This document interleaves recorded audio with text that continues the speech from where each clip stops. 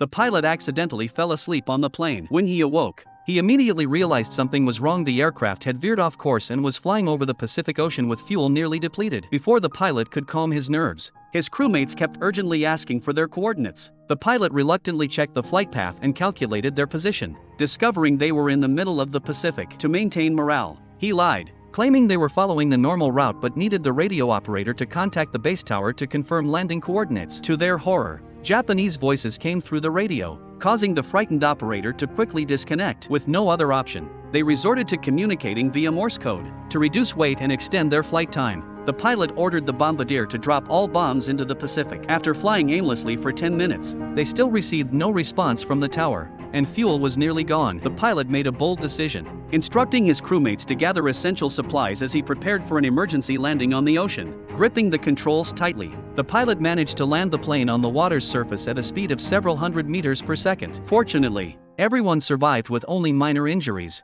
but the impact severely damaged the aircraft. Seawater began flooding the interior, forcing the pilot to immediately exit the cockpit, climb onto the wing, and inflate the life raft. Unfortunately, Tom's seatbelt was jammed and wouldn't release. As water rapidly filled the cabin, he struggled desperately underwater. Just as he was about to lose consciousness, the belt finally unbuckled. Before they could retrieve additional supplies, the plane quickly sank to the ocean floor, having narrowly escaped death. They faced another problem: the life raft, stored for too long, wouldn't properly inflate, and the inflation valve broke. Jack had no choice but to remove his life vest and dive underwater to pull the remaining cord. After much effort, the raft successfully opened, and all three men climbed aboard. The space was extremely cramped, forcing them to lie sideways to fit. The temperature on the open ocean at night was freezing cold. With their clothes completely soaked, they shivered uncontrollably, hugging their arms for warmth. Little did they know this was just the beginning of their nightmare. As dawn broke, the pilot, who hadn't slept all night,